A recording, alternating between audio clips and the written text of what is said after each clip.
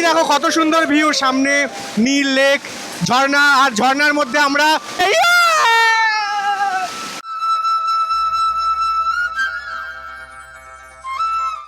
লাল মাটির সরানে মন আমার রইল পড়ে জামবনে আর নদীর ঘাসে নীল আকাশে, সেখানে ধুলোয় মাখায় রইল পড়ে তোর চিঠি, বীরভূমের বিটিল, এই বীরভূমের বিটিল। কত মানুষই না পুরুলিয়া ঘুরতে যায় বলুন তো, কয়জনই বা স্থানীয় মানুষদের সাথে মিশে গিয়ে জায়গাটাকে অনুভব করতে পারে। চলুন না আজ আমরা অন্যভাবে একসাথে ঘুরে দেখি আমাদের সকলের প্রিয় পুরুলিয়া এক অন্যরকম চোখে। পুরুলিয়ার জঙ্গলের ভেতরে সময় যেন একটু ধীরে চলে। এই ভাঙা দেওয়াল, চারিদিকের এই নীরবতা আর গাছের শব্দের মধ্যেই যেন লুকিয়ে রয়েছে একটা অন্যরকম গল্প। আর আমরা সেই গল্পটাই আজকে খুঁজতে বেরিয়েছি। হ্যালো বন্ধুরা, আমি শাশ্বত। আমি অদ্রিজা। তো আজকে আমরা যাচ্ছি পুরুলিয়া।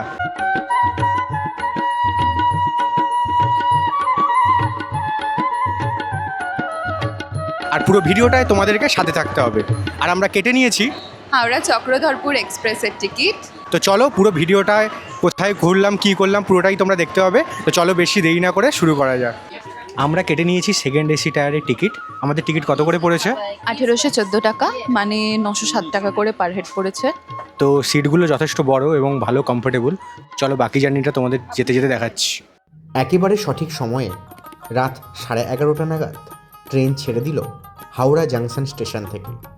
247 কিলোমিটার জার্নি করে আমরা প্রথমে গিয়ে পৌঁছলাম পুরুলিয়া জাংশন স্টেশনে। ট্রেন এখন পুরুলিয়া জাংশন থেকে ছেড়ে গেছে, আর এখান থেকে আমরা এখন যাব বারাভূম স্টেশনে। এখান থেকে আরও মোটামুটি কয়েকটা স্টেশন পার করে তারপর বারাভূম স্টেশন যাব, কারণ ওখান থেকে আমাদের যে রিসর্টটা বুক করেছি ওটা কাছাকাছি হয়। ঘড়িতে সময় এখন হয়ে গেছে 7:30, আর বারাভূম স্টেশনে আমরা সবে নামলাম। ট্রেনটা কি অনেকক্ষণ লেট করলো? 12-13 মিনিট। 12-13 মিনিটের মতো লেট করেছে, তো এটাকে লেট ধরা যায় না। তো এখন এখানে একটু কফিটা খেয়ে নিই, গিয়ে বাইরে আমাদের জন্য দাদা অলরেডি ওয়েট করছে, গাড়ির ড্রাইভার। তো চলো সেখানে গিয়ে বাকি কথা বলছি। পাহাড়ের আঁকাবাঁকা রাস্তা আর জঙ্গলের গা ছমছমে নিস্তব্ধ প্রাকৃতিক পরিবেশ অনুভব করতে করতে যখন এগিয়ে যাচ্ছি রিসর্টের দিকে, মনে আসছে একটাই প্রশ্ন, প্রকৃতির কাছাকাছি থাকার জন্যই তো মানুষের সৃষ্টি হয়েছিল, কিন্তু আজ তারা ঠিক কতটা কাছাকাছি বসবাস করে সেটা ভাবতেই থেকে থেকে মনের মধ্যে জন্ম নিচ্ছিল দ্বিধাবোধ। দ্বিধা দ্বন্দ্ব সব কিছুকে পিছনে ফেলে এগিয়ে যাওয়ার নামই তো জীবন। আর আমরাও তাই সব দ্বিধা দ্বন্দ্বকে পেছনে ফেলে এগিয়ে চললাম আমাদের জন্য অপেক্ষারত অসাধারণ কিছু অভিজ্ঞতার জন্য। যে রিসর্টটায় আমরা গিয়ে উঠেছিলাম, মাথা ফরেস্টের একেবারে কোলে অবস্থিত মাথা ফরেস্ট রিসর্ট তার নাম।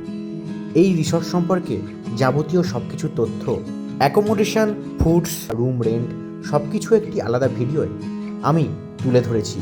ওপরের আই বাটনে ক্লিক করে তোমরা সেই পুরো ভিডিওটা অভিজ্ঞতা করে নিতে পারো। সাওন গগনে ঘোর ঘন ঘটা। হ্যাঁ, রোদ ঝলমলে পরিবেশে ঘুরতে বেরিয়ে কিছুটা যেতে না যেতেই শুরু হয়ে গেল মুষলধারে বৃষ্টি। তা বলে কি উপভোগ করব না? সেই বৃষ্টিটাই উপভোগ করতে করতে আর মনের মধ্যে গান গুনগুন করতে করতে গিয়ে পৌঁছলাম আমাদের আজকের প্রথম ডেস্টিনেশন।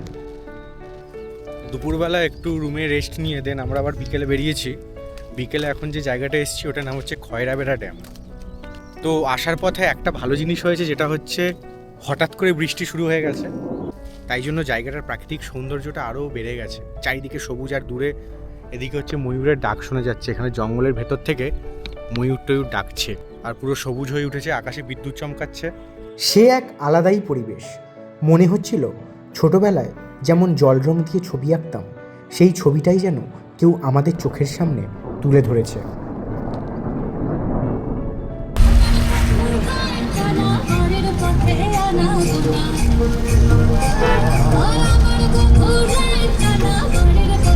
সেখান থেকে বেরিয়ে পৌঁছে যাচ্ছি আমাদের one of the favourite destinations Charida মুখোশ গ্রাম। ছৌ নাচের মুখোশ তৈরি হয় এই গ্রামে। পুরুলিয়া বললে প্রথম যে কথাটি আমাদের মাথায় আসে সেটা হলো ঝর্ণা, জঙ্গল, পাহাড়ে ঘেরা এখানকার প্রাকৃতিক সৌন্দর্য। আর তার সাথে সাথে পুরুলিয়ার মুখোশ গ্রাম বাংলার এক হেরিটেজ হিসেবে পরিচিত।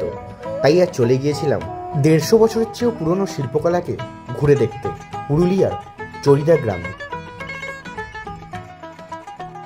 দেখো এইগুলো কত সুন্দর জ্বলে উঠেছে, আলো কিন্তু বন্ধ করে দিয়েছে আমাদের দেখানোর জন্য।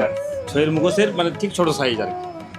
এটা হচ্ছে 300 টাকা। 300 টাকা, হ্যাঁ। ঠিক আছে। এটা হলো দেখো তোমাকে একটা খুব ভালো জিনিস দেখাচ্ছি। প্রথম স্টেপ এই যে মাটি তৈরি হচ্ছে, আর এই যে সেকেন্ড স্টেপ মাটিটাকে করছি। কাকু এটা কিসের মূর্তি তৈরি করছো? কৃষ্ণ, দেখো রাধা কৃষ্ণের মূর্তিটা মানে প্রথম এটা হচ্ছে মাটি দিয়ে একটা সুন্দর স্ট্রাকচার করে নিচ্ছে। এর উপরে কি পড়বে, কি পড়বে এর উপরে? কাগজের এই যে থার্ড স্টেপ হচ্ছে এইখানে, পরপর সব স্টেপগুলো এখানে। এটা মুখোশটা হয়ে গেছে, খালি সাইডটা হ্যাঁ। মুড়ে দিচ্ছি, এরপর রং হবে। আর এইখানে হচ্ছে এইখানে এগুলো রেডি হয়ে পড়ে আছে দেখি, এই দেখো করে সুন্দর করে মানে ওটা পরের স্টেপটা এরকম হয়ে যাবে এত সুন্দর। তারপরে এরপরে রং পড়বে, যা পড়বে পরে দেন এগুলো পরেই নাচবে, তাই তো? নাচের ওইখানে ওইগুলো রেডি করা আছে। এই মুখোশগ্রাম সংক্রান্ত একটি লং ভিডিও আমি আমার চ্যানেলে আপলোড করেছি, উপরের আই বাটনে ক্লিক করে দেখে নিন। মুখোশগ্রাম দেখে ফেরার পথে বৃষ্টি ভেজা আকাশ হঠাৎ করে কখন যে সাদা হয়ে গেল বুঝতেই পারলাম না। আর সেই সুন্দর প্রকৃতি দেখতে দেখতে পৌঁছে গেলাম আমাদের রিসর্টে। এখন ঘড়িতে সময় রাত 8টা বাজে, আর আমরা সবেমাত্র রুমে ফিরেছি, কারণ আজকে ঘুরতে ঘুরতে অনেকটা সময় কেটে গেছে। ওখান থেকে আমরা বাইরে থেকে একটা জায়গা থেকে দেশি মুরগি রান্না করে নিয়ে এসেছি, এখানকার যে অথেন্টিক মাঠে চড়া দেশি মুরগিগুলো হয় সেগুলো। তো সেটা এখন আমরা এনজয় করছি, আর এদিকে ব্যালকনির ভিউটাও খুব সুন্দর দেখা যাচ্ছে। তো দ্বিতীয় দিনে আজকে আমাদের ফার্স্ট ডেস্টিনেশন হচ্ছে লহরিয়া বাবাধাম। পুরুলিয়ায় খুব একটা জাগ্রত মন্দির হিসেবে পরিচিত, একেবারে জঙ্গলের মধ্যে ড্যামের পাশে অবস্থিত।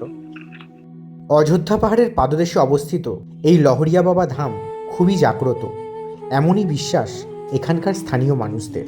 এটি নির্মাণের প্রকৃত সময়কাল যথাযথভাবে না জানা গেলেও মনে করা হয় চেরো রাজবংশের সময়কালে এই মন্দিরটি প্রতিষ্ঠিত হয়েছিল।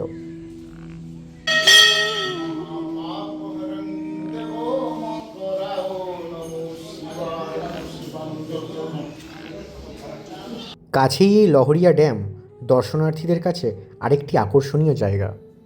তো এখন আমরা দাঁড়িয়ে আছি পুরুলিয়ার খুব ফেমাস একটা জায়গা, যেটার নাম লোয়ার ড্যাম। তোমরা দেখতেই পাচ্ছ ভয়ঙ্কর সুন্দর দৃশ্য গাইস, ভয়ঙ্কর সুন্দর দৃশ্য। কি দেখতে পাচ্ছি ভয়ঙ্কর সুন্দর দৃশ্যে? পাহাড়, নদী, ড্যাম। পেছনে এই যে সুন্দর পাহাড় দেখা যাচ্ছে, আর পাশ দিয়ে বয়ে যাচ্ছে নদী, আর পাশে এরকম ড্যাম রয়েছে। আর এরকম একটা জায়গায় আমি গান করবো, এটা তো হতেই পারে না। কেউ না শুনতে হয়েই যাক, তাহলে নাকি? যদি তুমি বলতে না হোক তবু আমি করব, কেউ না শুনতে চাইলেও আমি করব, ঠিক আছে? তো গানটা শুরু করা যাক। লাল মাটির সরানে মন আমার রইল পড়ে জামবনে, আর নদীর ঘাসে তো নীল আকাশে, সেখানে ধুলোয় মাখায় রইল পড়ে তোর চিঠি। বীরভূমের বিটিল, এই বীরভূমের বিটিল, বল না কি স্বাদ মিটিল, না পেলি আমাকে আর তোকে আমি পেয়ে গেছি। ঝড়ে আমকুড়ো এখনো কোন দোষী ছেলে, আমার আর রাখাল সাজা হলো না। লাল মাটির সরানে। এই টাকায় এতটাই হবে গাইস, এর থেকে বেশি আর আমি কিছু করতে পারবো না। ভিউটা এনজয় করেছো, আমার গানটা এনজয় করেছো, তো চলো নেক্সট জায়গায় যাওয়া যাক। এতটাই এনজয়। এখন এসছি আপার ড্যামে। মানে ওয়েদারটা সবসময় মানে প্রচুর ঠান্ডা। তোমাদের ড্রোন শটে তো দেখালাম জায়গাটা। এখন রোদ হলেও কিন্তু এই জায়গাটা সবসময় দেখছি ঠান্ডা রয়েছে। আর এখানে দাদা থেকে একটা আইসক্রিম নিয়েছি, গরমের মধ্যে বেশ ভালো। জলের দাগটা দেখাচ্ছে, ওই লেভেলে জলটা থাকে। আপনার রাত্রে বেলা লোহার ড্যামে জলটা নামিয়ে দিই, আর দিনের বেলা ওপার ড্যামে ভরে দিই। টারবিন সাহায্যে আপনার জলটাকে ঘুরায়, মানে জলের সাহায্যে টারবিনটাকে ঘুরিয়ে জলবিদ্যুৎ তৈরি হচ্ছে। আর ওটা কারেন্ট হয়ে কি এখানে যাচ্ছে চারিদিকে? কারেন্ট যাচ্ছে আপনার রাঁচি দিকে। রাঁচিতে যাচ্ছে? এখান থেকে বড় বড় ফ্যাক্টরিতে যাচ্ছে, এখান থেকে হয়ে, তাই তো? এটা কি কোনো প্রাইভেট কোম্পানি দ্বারা পরিচালিত নাকি গভর্নমেন্টের, সরকারি, কেন্দ্রীয় সরকারের? আপনার এটা আপনার টেন্ডার নিয়েছিলেন জাপান সরকারের। এই যে দেখছেন না, এই পুরো জঙ্গলের ভিতর নিচে আমরা 8তলা বিল্ডিং আছে। 8তলা বিল্ডিং আছে? ওটার উপরে এটা হয়ে যায়, তাই তো? হ্যাঁ, মানে ওটা কন্ট্রোল করে না, সব মেশিনারি জিনিস আছে। দাদার নাম কি? এটার নাম হচ্ছে আপার ড্যাম। তোমার নাম? আমার নাম সহদেব বেসরা। সহদেব দার দোকানে আইসক্রিম খাচ্ছি এখন। দাদা খুব কোঅপারেটিভ, একদম ডিটেলসে আমাদের বলে দিচ্ছে কোথায় কি আছে। এলে সহদেবদার দোকানে আইসক্রিম খেতে পারো। আর কাকু কেন বাদ যাবে? কাকুর নাম কি? আমার নাম বিনোদ। হ্যাঁ, বিনোদ। আর এই বিনোদ কাকু এখানে, এই দাদা কাকু দুজনে আইসক্রিম বিক্রি করছে দেখলাম। এখানে এসে দাদার সাথে গল্প করবে, আইসক্রিম খাবে। খুব ভালো মানুষ, এখানকার মানুষজনের ব্যবহার খুব ভালো আর মানে খুব বন্ধু সুলভ। সেখান থেকে আমরা রওনা দিলাম ময়ূর পাহাড় দেখার উদ্দেশ্যে। তো এখন আমরা যেখানে ঘুরতে এসেছি জায়গাটার নাম হচ্ছে ময়ূর পাহাড়। তো এখানে ঘুরতে এসে আদিবাসী বাড়িটা দেখলাম, জাস্ট অসাধারণ। আর সব থেকে যে জিনিসটা দেখে আমার ভালো লাগছে, উই ওয়ান্ট জাস্টিস। গ্রামগঞ্জ থেকে আরম্ভ করে শহর, সব জায়গাতে যদি মানুষ কখনো ভুল করে, সেখানে হচ্ছে জাস্টিসের জন্য মানুষ সবসময়, প্রত্যেক মানুষ যদি একজোট হয়, সেটা কোনোদিন পিছিয়ে থাকে না। আর সেটার রেজাল্ট আমরা কিছুদিন আগেই ভোটের মাধ্যমে পেয়ে গেছি। তো চলো এখন আমরা যাই ময়ূর পাহাড় দেখতে। এখানে একটা জিনিস মিস করেছি, উই ওয়ান্ট জাস্টিস ফর বাহা কিস্কু। নিশ্চয়ই বাহা কিস্কু নামে কোনো মহিলার সাথে এখানে কোনো খারাপ কাজ হয়েছে, যেটার জন্য এরা এখানে জাস্টিসের ডিমান্ড করছে। ওই দূরে এই দিকটা গেলে, এদিকে আমরা উপরে সিঁড়ি দিয়ে উঠে গেলে দেখতে পেয়ে যাবো ময়ূর পাহাড়। চলো গিয়ে তোমাদের বাকি ভিউটা দেখাচ্ছি। এক সময় এই জঙ্গলে ঘুরে বেড়াতো অসংখ্য ময়ূর, সেখান থেকে এমন নামকরণ। এখান থেকে দূরে দেখা যাচ্ছে ছোটনাগপুর মালভূমির একটা দীর্ঘ প্রশস্ত অঙ্গ। এই জায়গাটায় একটা 360 ডিগ্রি শহরের ভিউ তোমরা উপভোগ করতে পারো। লাল মাটির সরানে গ্রামেরই লাল আঁকাবাঁকা পথ দিয়ে আমরা চললাম আমাদের নেক্সট ডেস্টিনেশনের উদ্দেশ্যে, যেটার নাম মার্বেল লেক। আমরা চলে এসেছি আমাদের নেক্সট ডেস্টিনেশন মার্বেল লেক। আর এই মার্বেল লেকে যাওয়ার পথে এই জায়গাটায় দাঁড়িয়ে ভিডিও বানানোর একটাই উদ্দেশ্য, তোমাদেরকে দেখানো এখানকার আদিবাসী মানুষ সূর্যের রোদ থেকে বাঁচার জন্য গাছের পাতাকে কিভাবে ইউজ করে উপরে শেডিং করেছে। এই দেখো, রোদ থেকে, এখানে রোদ তো প্রচণ্ড, আর এই রোদ থেকে বাঁচার জন্য এরকম করে শেডিং করেছে। তো আমরা দাঁড়িয়ে রয়েছি এই মার্বেল লেকের সামনেই, আমাদের পেছনেই রয়েছে মার্বেল লেক।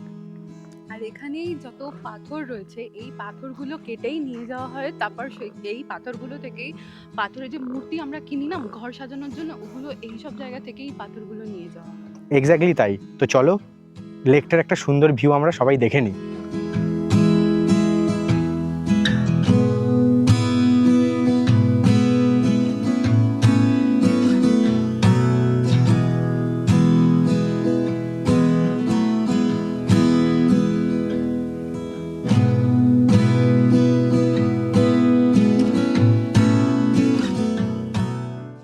তো রাস্তা দিয়ে যেতে যেতে এমন একটা জায়গায় এসে দাঁড়িয়েছি, দুদিকে এত সুন্দর শাল সেগুন আর পলাশের গাছ, এত নির্জন পরিবেশ, কত সুন্দর। একটু পরিবেশটা দেখাও চারিদিকে অদ্রিজা।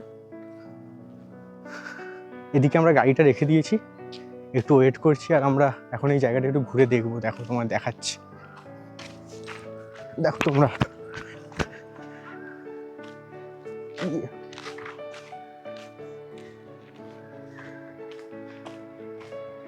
ओ नादा परिंदे घर आजा, घर आजा, घर आजा, घर आजा।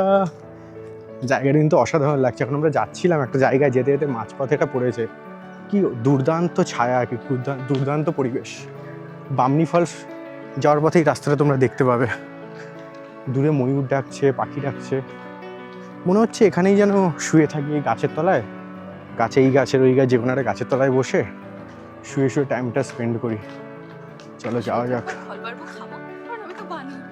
হ্যাঁ, আমি তো বাঁদর, বাট এটা আমরা তোর মধ্যে যেন থাকে, কাউকে বলার দরকার নেই।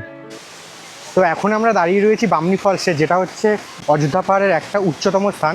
এখানে ওয়াটারফলসটা একেবারে সুন্দর, দেখার মতো। অনেকগুলো সিঁড়ি ধাপ দিয়ে উঠতে হয়। চলো ওখানে গিয়ে এবার স্নান করবো, আর বাকি এক্সপিরিয়েন্সটা তোমাদের সাথে শেয়ার করছি। চলো এখন স্নান করছি বামনি ফলসের এই ঝর্ণার মধ্যে। এত সুন্দর ভিউ, তোমরা দেখো সামনের ভিউটা।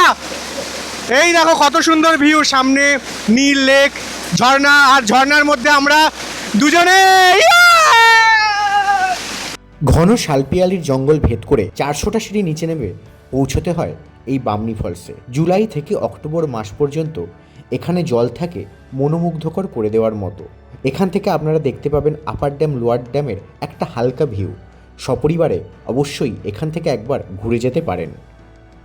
ওখান থেকে বেরিয়ে যখন রওনা দিচ্ছি রুমের উদ্দেশ্যে, পড়ন্ত বিকেলের সূর্যের লাল আভা যখন আমার ঘড়িতে এসে রিফ্লেক্ট করছিল, মনে হচ্ছিল কত তাড়াতাড়ি যেন সময়টা কেটে গেল। সেখান থেকে ফিরে এসে সন্ধেবেলা মাথা ফরেস্টের এত সুন্দর ভিউতে আমাদের রিসর্টটা মনে হচ্ছিল যেন চাঁদের পাহাড়ের কোনো এক হারিয়ে যাওয়া গ্রাম।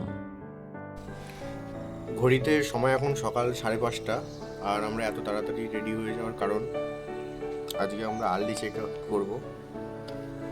আজকে রিটার্ন রয়েছে সকাল 7:30 বন্দে ভারত এক্সপ্রেস। ট্রেন এসে গেছে, সময় হয়ে গেছে ঘরে ফেরার। পুরুলিয়া জাংশন থেকে হাওড়া যাওয়ার বন্দে ভারত এক্সপ্রেস সম্পর্কিত একটা ভিডিও খুব শীঘ্রই আমাদের চ্যানেলে আমরা আপলোড করব। আমাদের এই পুরো পুরুলিয়া ট্রিপে যেই দাদা আমাদের বন্ধু হিসেবে বলো কিংবা অভিভাবক হিসেবে পুরো জায়গাটা ঘুরে দেখিয়েছে, তো সেই দাদার ফোন নাম্বার এবং তার নামটা আমি স্ক্রিনে দিয়ে দেবো। তবু তোমরা একবার দাদার থেকে জেনে নাও। আমার নাম বালিরাজ, শর্টে বালি বলেন। আমার ফোন নম্বর হচ্ছে 9234184844। গুলো গেস্ট আসে, আমার নিজের রকম করে আমি ঘুরাই, নিজের পরিবারের মতো। তো তোমরা যদি ঘুরতে আসো দাদার সাথে অবশ্যই কন্ট্যাক্ট করবে। এসে আমার নাম বলতে পারো শাশ্বত, বললে দাদা চিনে যাবে যে তুমি আমার ভিডিও দেখে এসছো। অনেক দিন ধরেই আমরা এমন একটা জায়গা খুঁজছিলাম যেটাতে শুধু প্রকৃতি আর শান্তি থাকবে। আর এখানে আসার পরে মনে হচ্ছে সত্যি সেই জায়গাটা খুঁজে পেয়েছি। আর আজ আমরা পৌঁছে গেছি। কি ভাবছেন এটা আবার পুরুলিয়ার কোন জায়গা? আছে আছে, পুরুলিয়ার কাছাকাছি একটা অফবিট এই জায়গা। নেক্সট ভিডিও খুব শীঘ্রই আসছে। কী করছেন, তাড়াতাড়ি সাবস্ক্রাইবটা করে রাখুন, আর লাইক কমেন্ট শেয়ারটা কিন্তু অবশ্যই করতেই হবে। তবে এখনের মতো টাটা।